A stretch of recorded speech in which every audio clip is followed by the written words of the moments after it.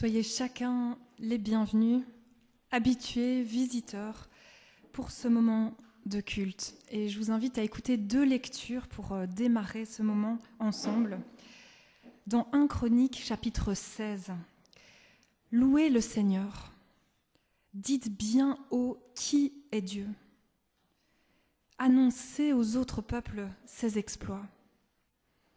Chantez pour lui, célébrez-le en musique. Parlez de toutes ses actions extraordinaires. Soyez fiers de lui. Il est vraiment Dieu. Ayez le cœur en joie, vous qui cherchez le Seigneur. Recherchez le Seigneur et sa force. Cherchez continuellement sa présence. » Et un second verset dans le psaume 86.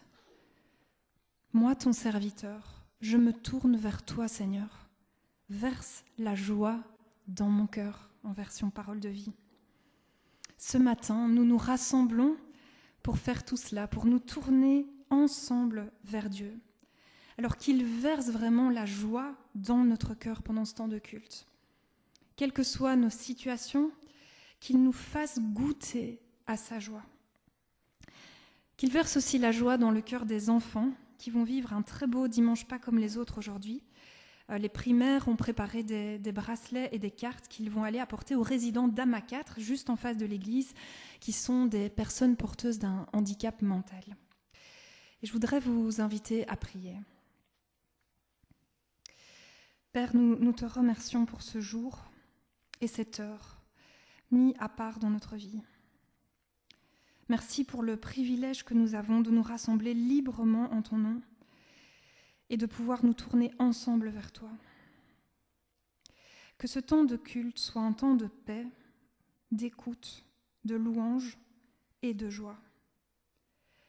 Que nous puissions, comme le dit le psalmiste, être pleinement fiers de toi, car tu es vraiment Dieu.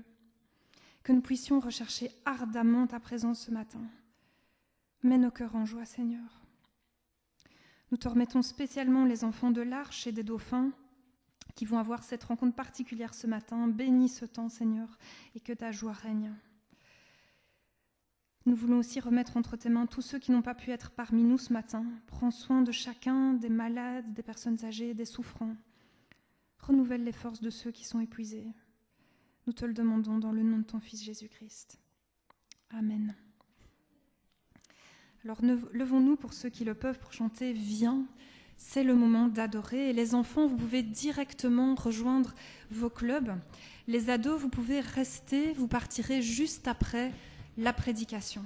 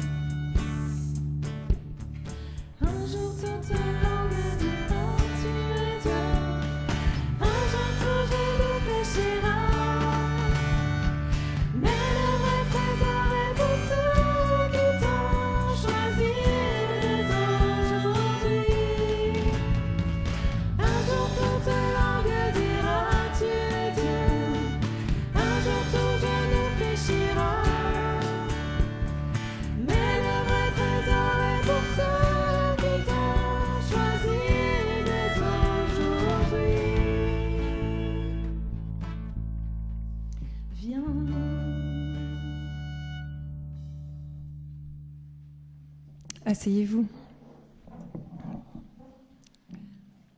Alors la semaine passée, nous démarrions notre série Passons aux actes. Et j'avais proposé, je ne sais pas si vous l'avez fait, de vous remémorer cette semaine un petit peu vos premiers moments de foi, afin de nous rafraîchir de cet élan premier envers le Seigneur, de cet amour ardent des premiers jours.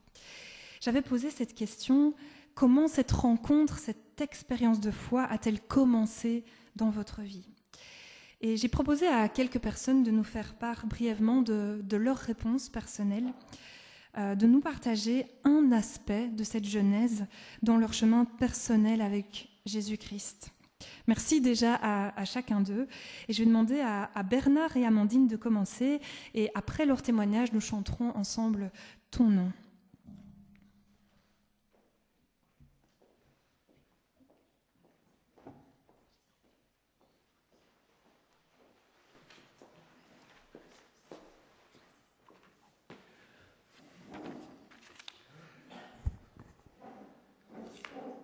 Alors, depuis que Audrey m'a demandé ça, évidemment, je suis replongé longtemps en arrière, au siècle dernier, parce que pour moi, la rencontre avec Dieu, ça va faire 40 ans. En 2 minutes, donc je ne vais pas tout vous dire, je vais être très bref. Mais je viens d'une famille croyante, d'une famille qui était catholique quand j'y suis né. Du coup, moi, l'idée qu'il y avait un Dieu, c'est une idée que je n'ai jamais remise en question. Il y avait un Dieu, mais c'était à peu près tout. Je ne voyais pas très bien ce qu'il voulait, qui il était. Par contre, son existence, oui. Et qu'il était au-dessus de moi, ça n'a jamais été remis en question. Je faisais des petites prières en tant qu'enfant, assez simples, je veux ceci, je veux cela, voilà. Vers 12-13 ans, je me souviens de ce moment parce que ce Dieu m'embêtait. Comme je lui demandais des choses, je savais qu'il avait aussi peut-être des exigences et qui m'empêchait de me sentir bien avec les sales coups que je mijotais ou les mauvaises attitudes que j'avais. C'était très confus, mais je me souviens que ma dernière prière, c'était à la veille de l'adolescence, et c'était pour dire, voilà, je ne te demande plus rien, et toi, enfin, c'était pas un deal, c'était ridicule, et j'en avais même conscience, et toi, toi, tu restes là. Voilà, mais c'était fini. Le petit contact qu'il y avait, c'était terminé. À 19 ans, comment je me sentais à 19 ans? J'étais quelqu'un qui se sentait très mal dans sa peau, pour plusieurs raisons, on ne va pas entrer là-dedans. Très centré sur moi-même, égoïste, aucune empathie pour les autres, menteur, voleur, ça faisait partie de ma personnalité, de qui j'étais à ce moment-là, et aussi quelqu'un qui est assez seul, pas de vrais amis. Mon père, lui, il n'y avait aucun contact entre lui et moi, on vivait ensemble, hein, mais il n'y avait pas d'échange. Et aussi, au niveau des études, j'en avais entamé et je n'avais rien fait du tout. Je passais mon temps à sortir avec ceux que j'estimais être mes amis, mais qui ne l'étaient pas du tout. Et pendant ces sorties qui prenaient une place énorme à ce moment-là, je me souviens que quand je rentrais, je me sentais vide. Je ne sentais rien et ça me dérangeait profondément de n'avoir rien. Donc, c'était l'année qui a précédé ma rencontre avec Dieu, une année noire à tout point de vue, intérieurement, même si extérieurement, je ne me droguais pas, je n'étais pas alcoolique, mais à l'intérieur, ça allait très mal. Pendant cette année, ma mère avait découvert le protestantisme évangélique au Canada, et elle avait commencé à nous parler autrement de Dieu, un Dieu qui nous aime, un Dieu qui s'intéresse à nous, un Dieu qui veut s'impliquer dans nos vies. Rejet total, parce que ce Dieu-là, non, j'avais justement dit à Dieu de rester dehors. Mais en même temps, je me sentais de moins en moins bien, perdu, et aussi ce discours que Dieu avait des exigences, avait des choses en tête pour moi, le fait que j'avais coupé les ponts, je sentais que je n'étais pas bien avec Dieu, et j'ai commencé à avoir peur de ce qui se passait après la mort, vu que je croyais profondément en Dieu. Et au moment où tout ça s'est cristallisé dans un moment, maman aimait, ça c'est typiquement anglo-saxon, des petits tracts avec des choses très simples. Celui-ci qui a été très important pour moi, le film de votre vie. L'idée, c'est quand tu meurs, un film va se projeter de toute ta vie et Dieu sera là. Et cette idée m'était insupportable. Je pensais à tout ce que Dieu verrait. Évidemment, il les avait déjà vus, mais je ne m'en rendais pas compte. Et je ne voyais pas comment je pouvais m'en sortir. Et le désespoir sur l'état de ma vie, la peur de me retrouver face à Dieu, m'ont amené à faire la petite prière qui est à la fin de ce tract. Je l'ai lu littéralement. Et cette prière en soi, c'est Dieu, je reconnais que je t'ai offensé, j'ai vécu en opposition avec ta volonté, je te demande pardon et je te demande de devenir le Seigneur de ma vie, je remets ma vie entre tes mains. Je m'attendais, j'ai fait ça un soir, je me souviens du moment, et je m'attendais il va y avoir quelque chose. Il ne s'est rien passé, mais en même temps, un sentiment profond de ce que tu as fait a du sens, ce que tu as fait est important, mais même s'il n'y avait rien. Mais petit à petit, graduellement, une paix profonde que je n'avais jamais expérimentée s'est installée petit à petit en moi, et une joie aussi profonde, miraculeuse pour quelqu'un qui se sentait très mal et vide. Et aussi des changements que je ne voyais pas, mais que d'autres voyaient, ont commencé à s'opérer. C'est très bête, hein, mais je me souviens de ma mère qui dit « Tu fais la vaisselle ?» Jamais cette idée ne me venait, même si je voyais maman fatiguée, non, jamais. Voilà, des petites choses, mais une transformation a commencé ce jour-là. La paix, la joie, et puis une transformation, toutes ces choses que je détestais, mais dont je ne pouvais me débarrasser, ont commencé à s'affaiblir. Donc Audrey nous a demandé de décrire les premiers moments. Ça, c'est les premiers moments, tout en sachant que ce n'est pas toute l'histoire, vu qu'il y a quand même 40 ans après ça. Mais voilà mon micro-témoignage.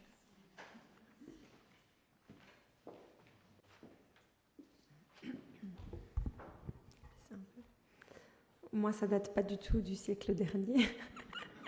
C'était beaucoup plus récent. C'était en fait il y a une petite quinzaine d'années. Enfin, voilà, le début de ma foi, c'est après. Hein. Donc, j'explique. Donc, c'était pendant ma vingtaine. Donc, j'étais sortie des études. J'avais une vie où on peut dire que tout roulait, entre guillemets. J'avais une bonne santé, j'étais entourée de très chouettes amies précieuses sur lesquelles je pourrais vraiment compter. J'avais William, donc, qui est mon mari actuel, mais qui avait fait le déménagement d'Angleterre, parce qu'il est anglais, vers la Belgique. Il était donc venu me rejoindre. Et en plus, au niveau professionnel, j'ai vraiment trouvé dans l'enseignement énormément de joie. Voilà, j'avais trouvé ma vocation au niveau professionnel aussi. Donc, voilà, j'avais tout, entre guillemets, pour être comblée. Et je me souviens que je parlais souvent à William du fait que, en fait, malgré tout ce qui était là, malgré tout ce confort matériel, relationnel, professionnel, je sentais que j'avais quand même un vide en moi. Je sentais qu'il y avait quelque chose qui manquait. Voilà, malgré toutes les distractions, tout ce qu'on peut imaginer qui peut nous faire du bien, voilà, je ressentais vraiment ce manque. Et à cette époque-là, Loïc, pour ceux qui ne la connaissent pas, elle est justement là dans le coin supérieur gauche. Loïc, en fait, c'est ma meilleure amie depuis la 3e secondaire. Et elle s'était récemment convertie. Et elle avait fait le pas du baptême. Et en tant que meilleure amie, elle est venue me trouver et m'a gentiment invitée à son baptême. Donc moi, je vous avoue que je suis venue ici, à l'église de Stockel, pour lui faire plaisir et parce que je savais que c'était un moment important pour elle. Je suis arrivée ici, le cœur ouvert, mais sans attente particulière. Et en fait, je me souviens absolument plus de ce qui s'est dit pendant ce baptême. Je sais juste que Jeannette prêchait, mais à part ça, voilà, je me souviens même plus du contenu de la prédication. Mais ce dont je me souviens, c'était qu'en fait, une paix immense, profonde, est venue m'envahir. Je me souviens m'être sentie, c'était assez bouleversant, remplie de quelque chose. Donc ce vide enfin comblé, cette paix jamais ressentie, qui vient m'inonder, qui vient vraiment me remplir de tout mon être. Et je me souviens être sortie de ce culte, et William m'accompagnait, donc mon mari, et il m'a dit, et je lui ai dit à ce moment-là, je me sens bouleversée, là je sens une paix incroyable, moi j'ai envie de revenir ici dimanche prochain. Et donc je suis revenue dimanche d'après, et puis en fait j'ai continué à venir, et puis vraiment je me suis pleinement rendu compte que c'était Dieu qui était venu combler ce vide, et je voulais vraiment apprendre à le connaître. Donc, je me suis acheté une Bible, et voilà, j'ai commencé à me nourrir de tout ce que je pouvais. Et c'est vrai que depuis ce moment, j'ai encore ressenti, et je ressens encore très régulièrement ce sentiment de plénitude. Voilà, mais comme on s'arrête au début. Voilà. Un immense merci Bernard et Amandine. On peut se lever pour ceux qui le peuvent pour chanter ton nom. Et puis on écoutera Marek et Eric.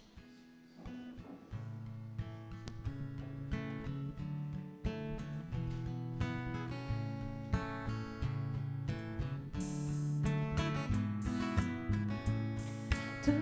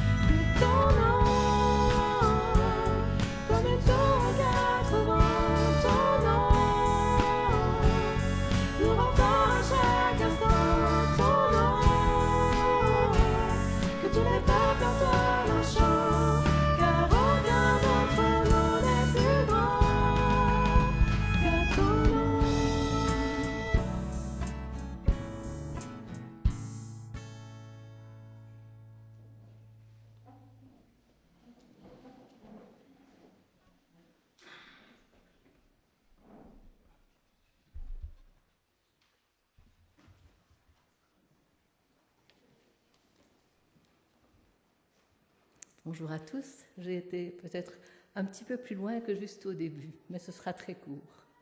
J'ai eu le privilège de naître dans une famille chrétienne.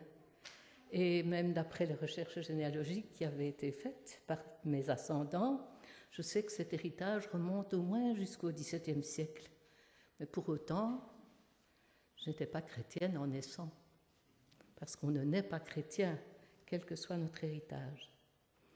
J'ai eu des parents qui nous ont instruits dès notre jeune âge. La Bible était lue quotidiennement en famille, 2 fois par jour. Et l'apôtre Paul aurait pu m'écrire comme il l'a fait à Timothée: depuis ton enfance, tu connais les saintes écritures. Elles peuvent te rendre la vraie sagesse qui conduit au salut par la foi, te donner la vraie sagesse qui conduit au salut par la foi en Jésus-Christ.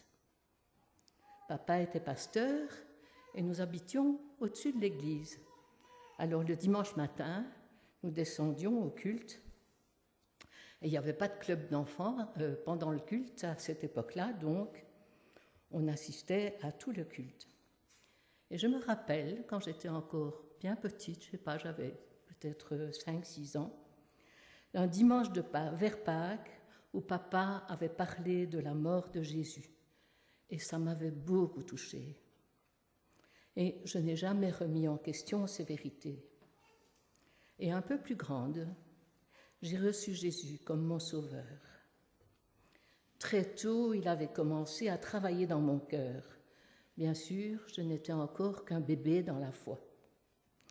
Et le Seigneur a eu beaucoup de patience envers moi. La mise en pratique de cette vie nouvelle qu'il m'avait donnée a mis de nombreuses années à se développer. Et j'ai mis bien longtemps à apprendre que ce salut devait avoir des répercussions sur ma vie quotidienne dans tous les domaines. Je peux dire aussi que pendant les camps de Limoges, pendant mon adolescence, il y a eu des temps forts spirituellement et des prises de conscience progressives. Vers 18 ans, je me suis fait baptiser. Mon papa, qui me baptisait, m'a donné ce verset.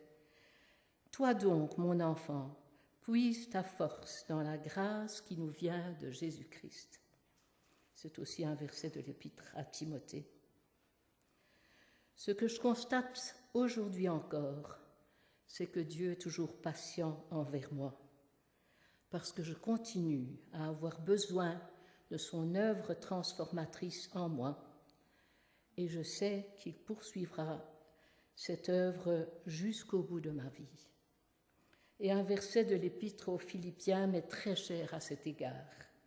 Il suscite en mon cœur la reconnaissance envers mon Seigneur. Paul écrit « Je suis certain de ceci. Dieu qui a commencé en vous son œuvre bonne, la poursuivra jusqu'à son achèvement au jour de Jésus-Christ. » Et c'est avec cette merveilleuse certitude que je veux aller de l'avant avec lui. Merci.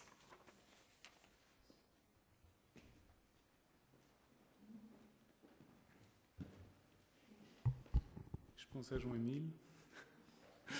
Je vois que je suis le seul à ne pas avoir préparé un petit papier, donc moi c'est plus de l'impro. Donc Audrey nous a demandé de parler pendant 2 minutes, alors peut-être que j'ai un petit peu vu 2 minutes comme un temps très très court, ayant l'habitude de parler pendant des heures devant les étudiants, et donc j'ai rien préparé en me disant je vais improviser, ça ira. Mais en repensant à mon histoire de foi, au début, enfant, j'ai grandi dans une famille chrétienne, donc comme pour Bernard, la question de Dieu ne se posait pas vraiment. Puis j'ai participé au camp UGEB, etc., donc les réunions quotidiennes, non, hebdomadaires de l'UGEB, où on m'a invité, à un moment, on a fait un défi, lire la Bible en 1 an, et ça venait à un moment où je me posais plus de questions, je prenais un peu plus de distance en point de vue vraiment, comment dire, plus logique au niveau de la foi, et je me suis rendu compte dans cette Bible en 1 an que j'ai lu en 1 an et un jour,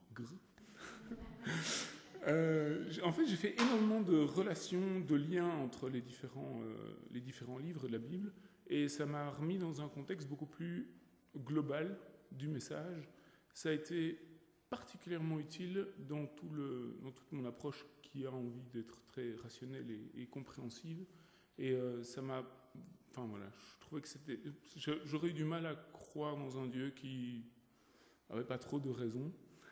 Et j'ai pu vérifier à cette occasion-là qu'il avait des raisons et un plan très très clair. Et donc ça a été quelque chose qui m'a fait avancer dans ma foi. Et puis, un peu plus tard, il y a une période où j'hésitais à me faire baptiser. Je devrais, mais je devrais pas. Et donc on a toujours ces questions qui tournent. Enfin, moi j'avais ces questions qui tournaient régulièrement. Et je crois que le déclic qui m'a fait passer à l'acte, c'est de me rendre compte que l'objectif, c'était pas du tout de dire je suis arrivé quelque part, mais exactement l'inverse, de dire j'ai décidé de commencer quelque chose. Et donc, mon point de vue sur le baptême a changé. Au lieu de devenir un aboutissement, c'est devenu une décision, même pas un commencement, plus une volonté de montrer une décision d'un processus qui allait durer toute ma vie. Et Marek, je te rejoins là-dedans et je vois que même après 60, 70, 80 ans, c'est pas encore fini. Donc voilà. C'est tout ce que j'avais prévu de vous dire. Et donc, je vous remercie pour votre écoute. Merci beaucoup. On va chanter un chant « Je dépose devant toi ». Et puis je prierai, on écoutera la prédication.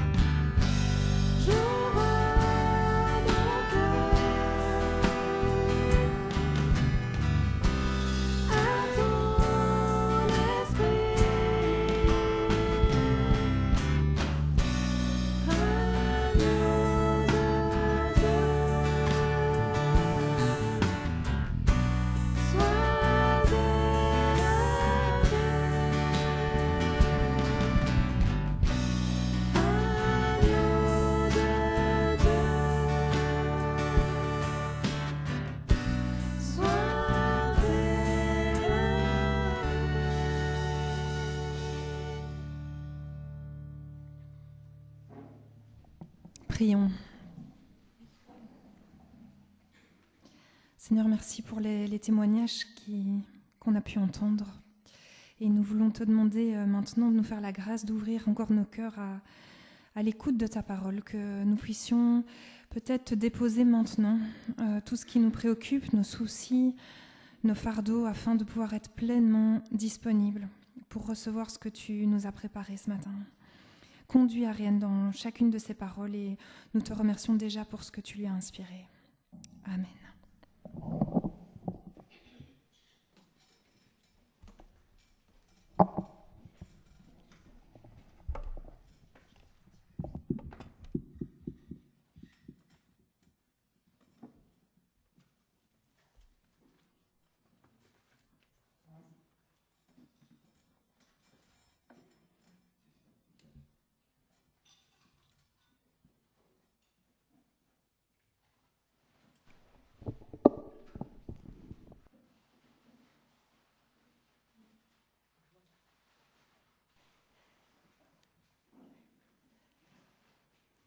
Je ne sais pas ce que tu veux, Jean-Jacques.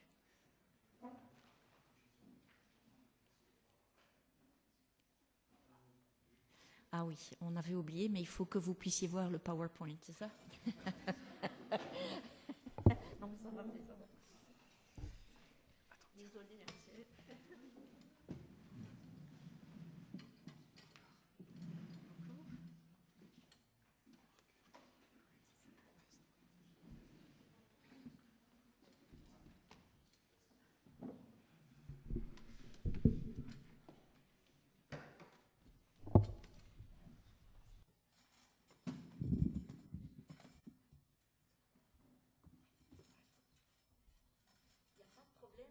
il n'y a que des solutions. Voilà. Alors, à mon grand regret, je ne suis pas très fan des musées de peinture. J'espère qu'Elga n'est pas là pour m'entendre. Tous ces tableaux, toutes ces couleurs, ces formes, ces visages, ces paysages, il y a tant à voir que moi, ça me submerge. Alors, j'ai tendance à passer très vite. Par contre, quand il y a un guide pour expliquer les œuvres, pour vous faire voir les petits détails à ne pas rater, alors là j'aime vraiment. Une peinture à laquelle je n'aurais absolument pas fait attention dans d'autres circonstances me dévoile tout à coup son histoire et voilà que subitement elle prend vie. Eh bien, c'est un petit peu la même chose pour les chapitres 3 à 5 du livre des Actes dont nous allons parler ce matin dans le cadre de notre série. Comme vous le savez, le livre des Actes, c'est la suite de l'évangile de Luc. Et dans son évangile, Luc rapporte comment Jésus décrit lui-même sa mission sur terre. « L'Esprit du Seigneur est sur moi, dit-il. Il m'a choisi pour son service afin d'apporter la bonne nouvelle aux pauvres. Il m'a envoyé pour proclamer la délivrance aux prisonniers et aux aveugles le retour à la vue, pour libérer les opprimés, pour annoncer l'année où le Seigneur manifestera sa faveur. » Après cela, au début du livre des Actes, Luc montre que ce message de guérison, ce message de libération, de rédemption par Jésus va s'étendre après son départ. Et donc l'Esprit qui était sur Jésus agira dorénavant à travers les disciples. Mais vous, les disciples donc, recevrez une force quand l'Esprit Saint descendra sur vous. Vous serez alors mes témoins, dit Jésus, à Jérusalem, dans toute la Judée et la Samarie et jusqu'au bout du monde.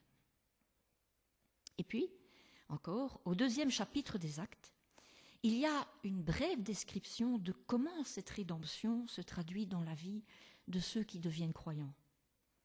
Tous s'appliquaient fidèlement à écouter l'enseignement que donnaient les apôtres, à vivre dans la communion fraternelle, à partager ensemble le pain et à participer aux prières.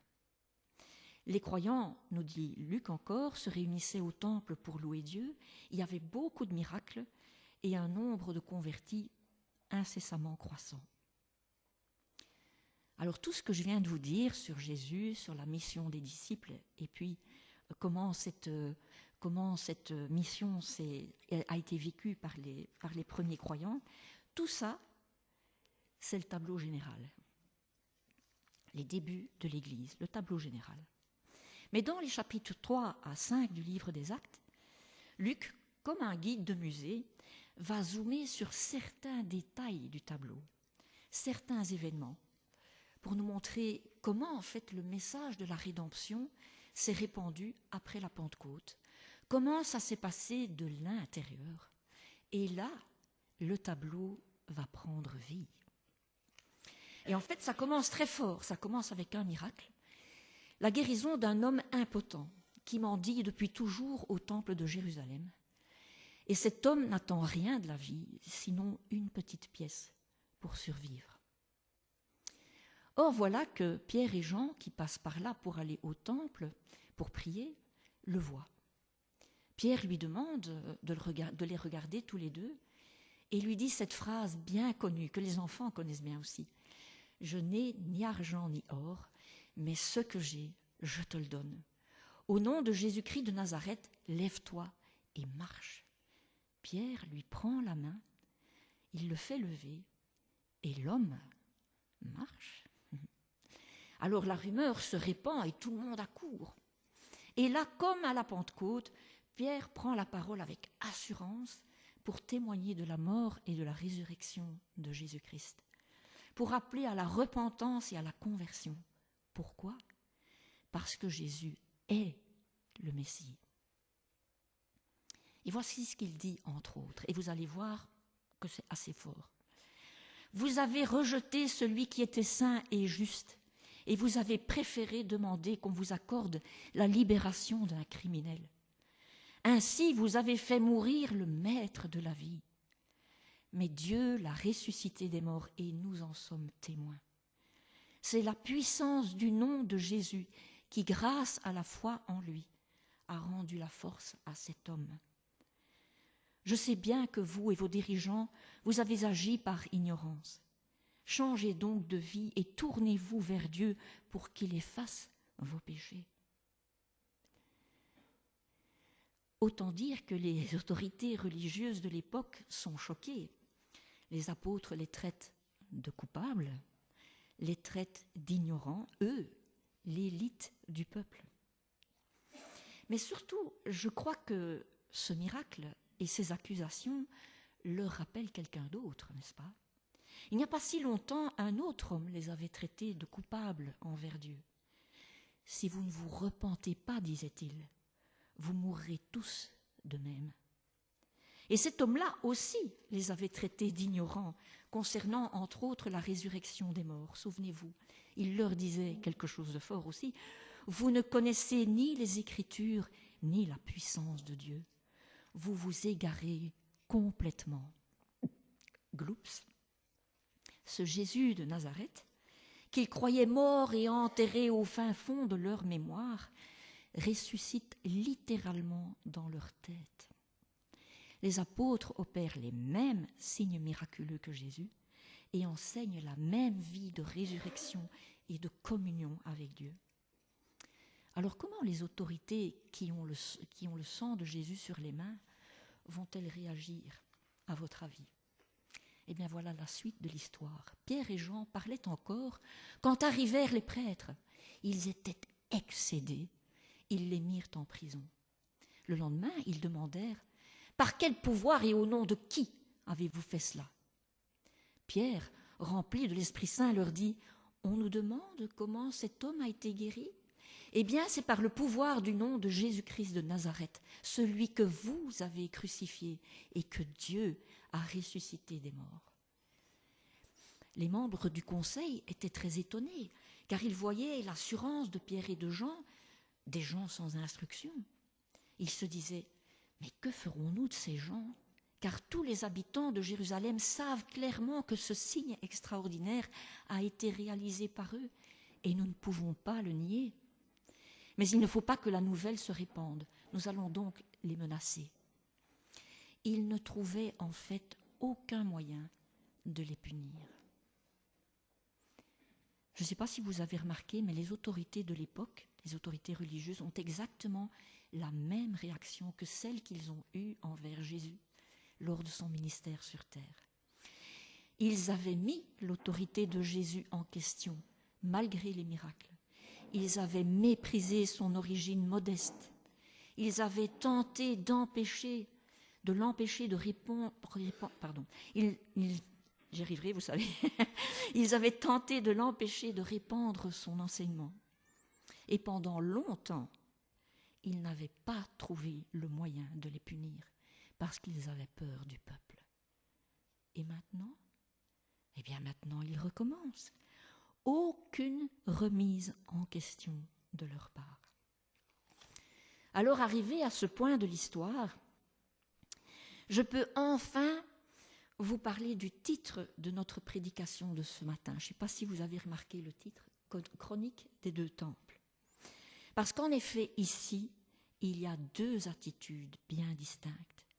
Celle des chefs de religieux de l'époque et celle de ceux qui croient en Christ.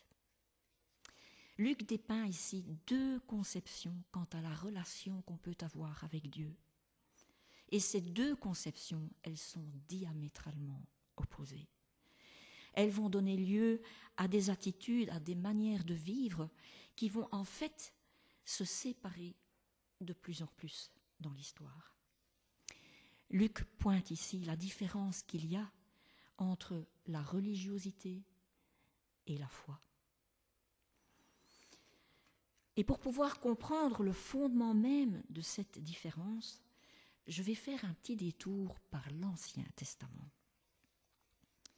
Je note en fait que les miracles n'ont jamais pu par eux-mêmes engendrer la foi. Ils sont un signe pour ceux qui ont le cœur prêt à croire. Mais pour les autres, non, ils ne les aident absolument pas à changer. Il suffit pour nous en convaincre de voir le résultat des miracles opérés lors de l'exode du peuple hébreu hors d'Égypte. Très vite après ces faits extraordinaires, eh bien le peuple s'est détourné de Dieu. Il y a eu le veau d'or, les plaintes constantes, la remise en question de l'autorité de Moïse, le refus d'entrer dans le pays promis. Bref, le peuple n'avait pas la foi. Pourquoi ? Pourquoi ? Eh bien, je pense que c'est parce que les miracles sont extérieurs à nous. Et ce qui est extérieur à nous ne peut nous changer tant qu'on n'a pas décidé intérieurement de se laisser changer. On peut entendre le message de Christ pendant toute son enfance, mais si on n'a pas décidé intérieurement de changer, ça ne sert à rien. Enfin, ça ne sert à rien. C'est pas tout à fait vrai ce que je dis là. Il en va de même pour la loi, en fait, donnée par Dieu à Moïse. Elle aussi, elle a été édictée de l'extérieur. Et force est de constater que tout au long de l'Ancien Testament, le peuple s'en est perpétuellement détourné. Jésus dira ceci: s'ils n'écoutent pas Moïse et les prophètes, ils ne se laisseront pas persuader, même si quelqu'un ressuscite. Ici, Jésus lit la loi et les miracles pour montrer leurs limites. Il y a une limite à la loi, il y a une limite au miracle. Parce que, dira-t-il, ce n'est pas tant ce qui est dans le corps qui est péché que ce qui en sort. C'est du cœur humain que sortent les pires maux. Ainsi donc, le cœur de l'être humain ne peut être changé que de l'intérieur. Et c'est pour ça que Dieu dit déjà par la bouche du prophète Jérémie: « Je mettrai ma loi au-dedans d'eux, je l'écrirai dans leur cœur. » Mais au fond, quelle est cette loi alors ? Voici comment l'apôtre Paul décrit la loi dont Dieu parle ici. Quand quelqu'un est uni au Christ Jésus, la loi pour lui, c'est l'Esprit Saint qui donne la vie. Car cette loi m'a libéré de la loi du péché et de la mort. La loi de Moïse ne pouvait pas faire cela, elle ne pouvait pas libérer du péché et de la mort. Pourquoi ? Parce que la faiblesse, c'est-à-dire le péché, des êtres humains l'a empêché d'agir. Mais Dieu a pu le faire. Lui, il a pu sauver du péché et de la mort. Il a envoyé son Fils dans un corps semblable à celui des pécheurs pour les libérer du péché. Ainsi, ce n'est plus une façon de voir humaine qui nous dirige, c'est l'Esprit Saint. En effet, ceux qui suivent leur façon de voir obéissent à leurs désirs humains. Mais ceux qui suivent l'Esprit Saint obéissent à ce que l'Esprit désire. Et donc nous voici arrivés au cœur de la différence, des différences, entre les deux temples dont il est question dans notre titre. Deux temples, l'un construit de main d'homme avec des pierres de taille, et l'autre, l'Église, construite par l'Esprit avec des pierres vivantes, c'est-à-dire chaque croyant en Jésus-Christ. C'est la différence aussi entre deux alliances. L'ancienne alliance basée sur la loi extérieure donnée au peuple par Moïse et la nouvelle alliance par le sang de Jésus-Christ basée sur la loi intérieure de l'Esprit. La différence encore entre deux conceptions, la religiosité et la foi. Et la différence enfin entre deux chemins. L'un large, où l'apparence, les actes extérieurs priment, et l'autre étroit, pénible parfois, où le cœur est travaillé en profondeur, pour faire mourir nos mauvais désirs, nos maladies intérieures, et surtout pour ressusciter à une nouvelle vie, celle qui apprend lentement, jour après jour, à porter la marque et le fruit de l'esprit, l'amour, la grâce, la patience, la joie, la bienveillance, la maîtrise de soi, etc. Ces deux temples, ces deux alliances, ces deux conceptions, ces deux chemins sont incompatibles. Il faut choisir. Que ce soit dans notre couple ou dans notre célibat, que ce soit dans nos finances, au travail, avec nos enfants, quand et où que ce soit, choisir le temple, l'alliance, le chemin que nous voulons suivre. Voilà ce qu'il nous faut faire. C'est exactement ce que dit encore l'apôtre Paul dans sa lettre aux Galates. Laissez l'Esprit Saint conduire vos vies et vous n'obéirez plus aux mauvais penchants. Car l'être humain que nous sommes a des désirs contraires à ceux de l'Esprit. Ceux qui appartiennent à Jésus-Christ ont fait mourir sur la croix leur faiblesse humaine avec ses passions égoïstes. Choisir de mourir à certaines choses pour pouvoir vivre d'autres choses. Donc la chronique des deux temples nous amène à cette question primordiale. Où se situe le point d'ancrage de ma vie ? Je vous lis ce qu'un pasteur de Montpellier a écrit. Je crois que vivre selon la chair, c'est-à-dire selon nos penchants humains, signifie une manière de vivre dirigée par des choses certes importantes et nécessaires, mais qui n'ont pas de valeur ultime et durable. Tandis que vivre selon l'esprit correspond à une autre façon, une autre manière de vivre, sous-tendue et ancrée celle-là, non pas dans les valeurs passagères, mais dans la source de vie même. Tout ce qui constitue notre quotidien, dit-il, peut être vécu selon la logique de la chair, soit selon la logique de l'esprit. Mais nous sommes appelés à faire confiance, à creuser, à partir à la découverte d'un autre point d'ancrage, plus solide, plus profond lui, qui demeure quand tout s'effrite et passe. Ici, nous sommes donc appelés à faire un choix et aussi à faire confiance. Souvenez-vous, je vous ai dit que ce qui est extérieur à nous ne peut nous changer tant qu'on n'a pas décidé intérieurement de se laisser changer. Et l'apôtre Paul, dans les versets que nous avons lus, nous enjoint de laisser l'Esprit Saint conduire nos vies. Tout comme l'homme impotent de tout à l'heure n'a pu se guérir lui-même, ainsi nous ne le pouvons pas non plus. C'est l'Esprit qui a guéri l'homme impotent par le nom puissant de Jésus-Christ.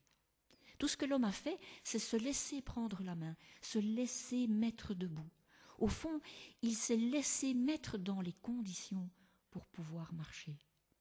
Il s'est laissé surprendre, croyant que quelque chose pouvait peut-être se passer. De la même façon, ce n'est pas nos actions ou par notre volonté que nous pouvons changer de l'intérieur. C'est en laissant l'Esprit nous changer par le nom puissant de Jésus-Christ. Tout ce que nous avons à faire, c'est nous laisser prendre par la main, nous laisser mettre debout, nous laisser mettre dans les conditions pour changer et nous laisser surprendre en croyant que quelque chose va se passer. Bref, en faisant confiance. Dans quelles conditions les premiers chrétiens ont-ils accepté de se mettre pour que l'Esprit puisse agir pleinement en eux? Eh bien, nous l'avons déjà lu. Tous s'appliquaient fidèlement à écouter l'enseignement que donnaient les apôtres, à vivre dans la communion fraternelle, à partager ensemble le pain et à participer aux prières.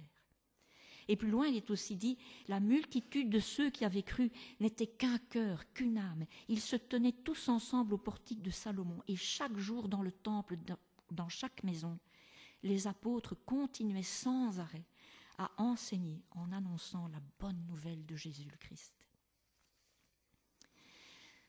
selon ces versets, les chrétiens s'appliquaient fidèlement. Ils persévéraient, comme disent certaines autres traductions. Ils s'attachaient assidûment. À quoi? À laisser le Saint-Esprit les éclairer par la parole. À le laisser parler par la communion avec les frères et sœurs en Christ. À le laisser les enraciner dans leur salut obtenu en Jésus-Christ par le partage du pain. Et enfin, à le laisser les inspirer et agir puissamment par la prière. Les 3 chapitres des Actes qui nous occupent ce matin nous apprennent qu'il y a un choix à faire quant au point d'ancrage de notre vie, qu'il y a un chemin de confiance à suivre. Mais ils nous apprennent aussi qu'une fois le point d'ancrage choisi, le chemin de confiance pris, il va falloir persévérer, plus encore, nous appliquer et même carrément nous attacher à cette voie. Est-ce que je prends suffisamment de temps pour laisser l'esprit me changer de l'intérieur? Est-ce que je me mets dans les conditions pour qu'il puisse faire son œuvre en moi et me parler et me transformer? Et enfin, est-ce que je persévère dans cette voie? Force est de constater, je parle premièrement pour moi, que mon cœur est trop souvent encombré par bien des choses intéressantes, certes, mais qui ne mènent pas à la vraie vie. Les premiers chrétiens, eux, ils persévéraient dans la parole, dans la communion fraternelle, dans le partage du pain et les prières. Et le chapitre 5 des Actes, notre dernier chapitre de ce matin, nous révèle en fait qu'ils auront bien besoin de la persévérance. Parce que plus l'histoire va se dérouler, et plus l'incompatibilité entre les 2 temples dont nous avons parlé va se marquer. Si jusqu'à présent, les chrétiens avaient bénéficié de la bienveillance du peuple et seulement encouru quelques menaces, les choses vont maintenant se corser. Il va tout d'abord y avoir l'épisode d'Ananias et Saphira. C'est un épisode assez connu. 2 personnes supposées chrétiennes qui mentent sur le prix de vente d'un terrain qui leur appartenait. Ils mentent à l'Église. Pourquoi? Pour paraître plus généreux qu'ils ne sont? Je ne sais pas. Pour la gloriole? Pour l'apparence, peut-être. En tout cas, une chose est sûre et claire. Ils ont choisi le point d'ancrage de la religiosité plutôt que celui de l'esprit. Et cet épisode va leur être fatal. Si vous lisez les Actes, les Épîtres, et les siècles d'histoire de l'Église, il deviendra vite évident pour vous que la tentation de remplacer la foi vivante par la religiosité a été et sera sans doute toujours une menace pour l'Église. Le défi à relever est donc toujours de garder notre point d'ancrage en Dieu et d'y veiller avec persévérance, tant sur le plan personnel que sur le plan communautaire. Mais le chapitre 5 du livre des Actes nous apprend aussi que les dangers qui guettent l'Église ne viennent pas uniquement de l'intérieur. Vous pensez bien que les autorités de l'époque ne vont pas s'arrêter à de simples menaces envers les disciples. Non. Par jalousie, nous dit Luc, elles vont non seulement les arrêter, mais elles vont aussi les faire battre maintenant, dans le chapitre 5, 2e arrestation. On voit donc qu'une persécution venant de l'extérieur est en train de se mettre en place. Or Jésus, juste avant sa mort, avait prié le Père pour ses disciples en disant « Je ne te prie pas de les retirer du monde, mais de les garder du mauvais. » Alors comment cette prière va-t-elle être exaucée? Comment l'Église va-t-elle pouvoir relever les défis et résister aux obstacles et même à la persécution? Eh bien, je remarque que dans les 5 premiers chapitres des Actes, je remarque l'insistance sur l'aspect communautaire des actions des chrétiens, sur l'unité des croyants à tous les niveaux, et tout particulièrement dans la prière. À ce propos, avez-vous remarqué qu'il n'est jamais dit, jamais, que les autorités religieuses de l'époque se sont mises ensemble pour prier et chercher la volonté de Dieu? Vous avez remarqué ça? Par contre, quand les premiers chrétiens se mettent ensemble pour prier, l'Esprit se manifeste avec puissance. Lors de la Pentecôte, les chrétiens, les disciples étaient tous réunis en prière quand ils furent remplis de l'Esprit, avec les résultats qu'on connaît. Pierre et Jean allaient ensemble au temple pour prier. Et ils étaient donc ensemble quand Pierre pria au nom du Seigneur Jésus pour la guérison de cet homme. Et des milliers se convertissent. Après la première arrestation de Pierre et Jean, les croyants se mirent ensemble pour demander à Dieu de leur donner et d'annoncer encore mieux la parole de Dieu avec assurance et puissance. L'endroit où ils étaient, c'est le chapitre 4 ça, l'endroit, est-il dit, où ils étaient trembla et ils furent tous remplis du Saint-Esprit. Une multitude de gens se convertit. Alors je sais bien, oui c'est vrai, je sais bien que les prières faites par les chrétiens réunis n'ont pas toujours eu tout un tel retentissement. Mais il est clair que par leur habitude à être unis, à prier ensemble, les chrétiens, l'Église donc, s'est mise dans les conditions pour que par l'Esprit, elle puisse relever tous les défis qui se présentaient à elle. Et je crois que le plus grand des miracles, c'est peut-être que l'Église n'a pas été dès le début étouffée dans l'œuf, mais que comme Jésus l'avait demandé au Père, elle a résisté au mauvais. Et ce, à travers les siècles, malgré tous les dangers, malgré l'histoire de l'Église, tous les dangers intérieurs et extérieurs, malgré tous les obstacles qui se sont levés contre elle. Et ainsi, à cause de ça, la prière de Jésus est encore toujours valable aujourd'hui. Aujourd'hui encore, nous sommes appelés, vous et moi, tant personnellement que communautairement, à laisser l'Esprit agir en nous pour pouvoir résister au mauvais. Et comme l'apôtre Pierre l'écrit, devenir toujours plus intensément les pierres vivantes qui constituent un temple spirituel pour notre Dieu. Alors que Dieu nous vienne en aide pour relever un tel défi. Et nous voici revenus à l'idée de temple. Cette idée de 2 temples, elle est présente en filigrane dans les chapitres 3 à 5 du livre des Actes. 2 temples, l'un humain, l'autre spirituel, l'Église. 2 conceptions aussi de comment vivre la relation à Dieu, 2 conceptions incompatibles. Il faut choisir un point d'ancrage, soit nos penchants humains, soit les désirs de l'esprit. Nous sommes appelés tous à nous laisser conduire par l'esprit sur un chemin de confiance, où nous nous laissons transformer de l'intérieur. Nous sommes également appelés à nous mettre dans les conditions pour pouvoir persévérer dans cette voie sans relâche, nous attacher à la parole, à la communion fraternelle, à la fraction du pain, à la prière. Et Luc nous a finalement rappelé que sur ce chemin, il y aura des obstacles, il y aura des dangers même, soit de l'intérieur, soit de l'extérieur, mais qu'ensemble, par l'Esprit, nous pouvons tout surmonter. Alors je vous laisse avec ce petit verset bien connu de l'apôtre Paul. Je peux tout par celui qui me fortifie. Que le Seigneur nous bénisse et nous garde dans la voie de l'Esprit pour former un temple spirituel que Dieu a désiré de toute éternité. Que le Seigneur vous bénisse.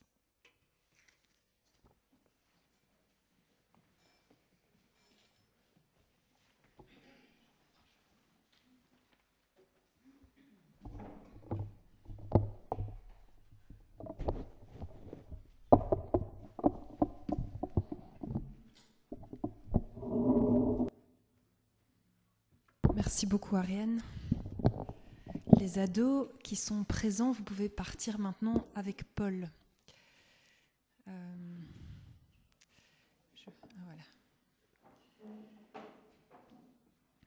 Merci Ariane pour cette réflexion. On a de quoi digérer cette semaine.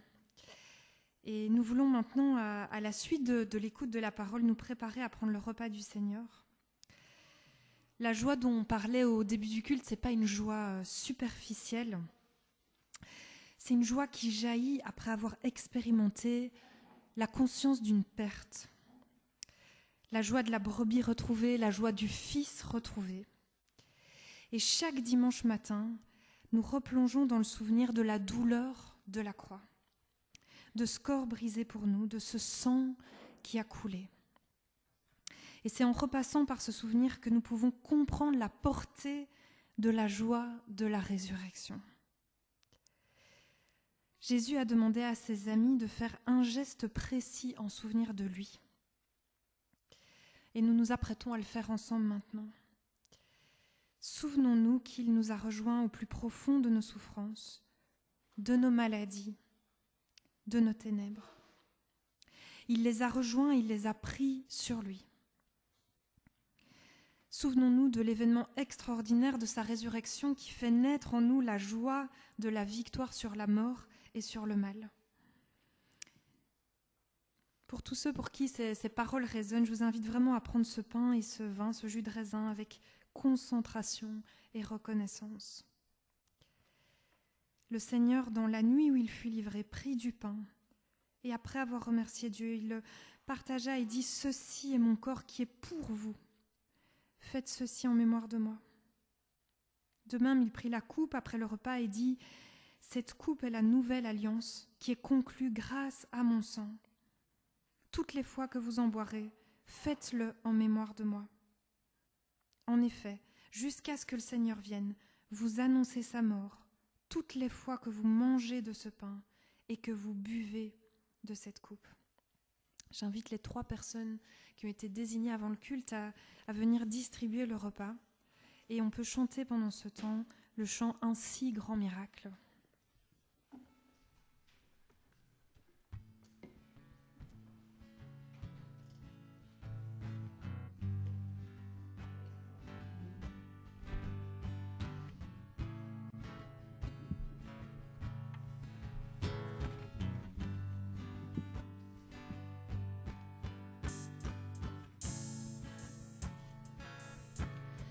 Dieu, quel amour pour moi, quelle patience, tu as conduit vers toi mon ignorance. Comment pouvais-je alors saisir ce que ton cœur voulait m'offrir? Ainsi par miracle, un don si précieux, ta mort à la Pâque nous ouvre les yeux. Ton salut remplace ma condamnation. Mon péché s'efface par ta rédemption. Loué sois-tu de Tout-Puissant. Loué sois-tu.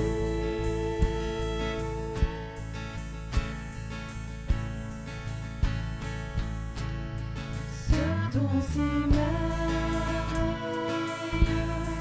comment le vivre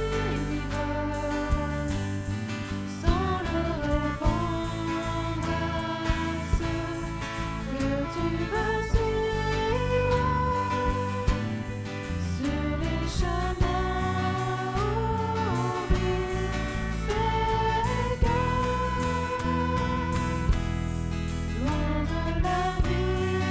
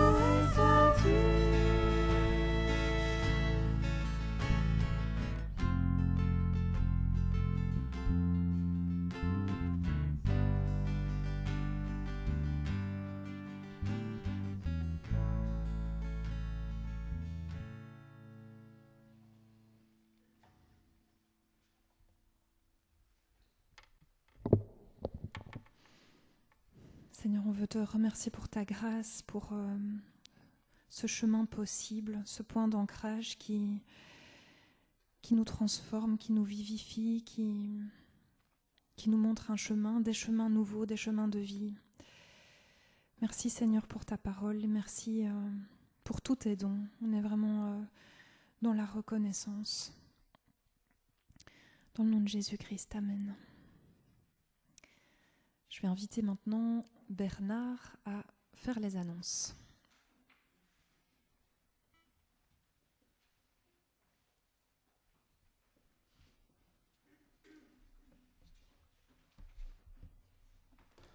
Alors, les annonces. Pas de... Oups, on va trop vite. Pas de PEP cette semaine. Donc, on est dans un système où une semaine, tous les PEP, une autre semaine, pas de PEP. Par contre, c'est la semaine où nous avons notre réunion de prière en ligne, le jeudi, donc à 7h30 sur Zoom. Vous le savez, nous sommes dans une série qui chemine dans le livre des Actes. Vous avez ici les dates des prédications suivantes. Ce même petit billet se retrouve sur la table dans le fond et vous pouvez prendre un exemplaire si vous voulez disposer de ce que vous avez vu là. Alors, Café Théo, donc tout est là pour les jeunes de 20 à 30 ans, des soirées plus focalisées sur le contenu, sur la théologie. Théo, ça vient de là et pas du prénom d'un des participants.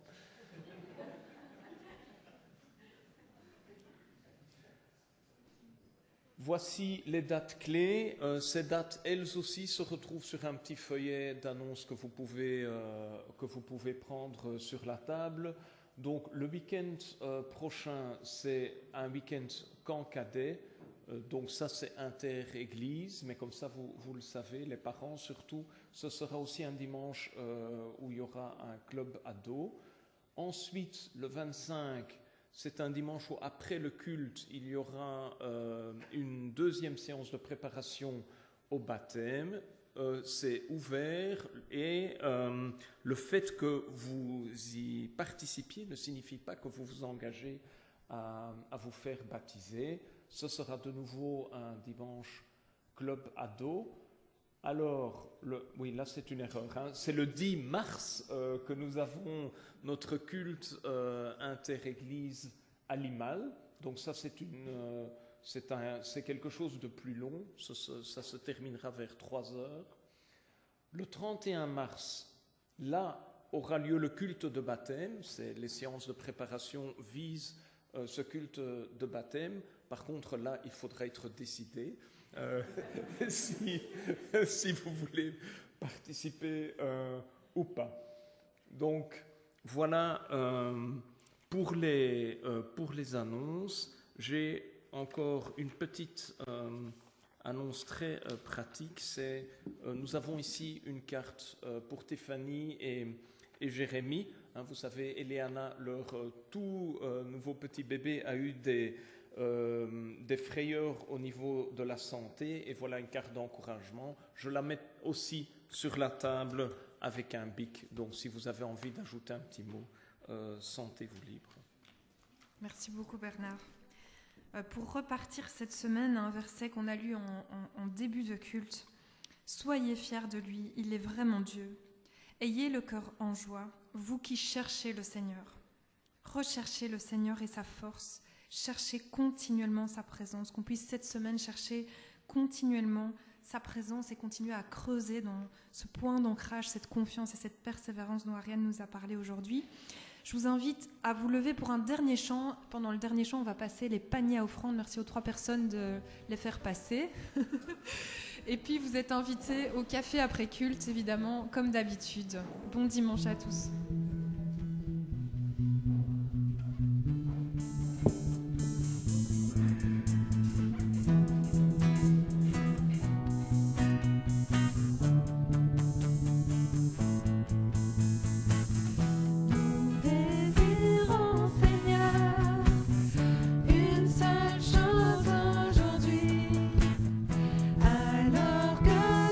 Chant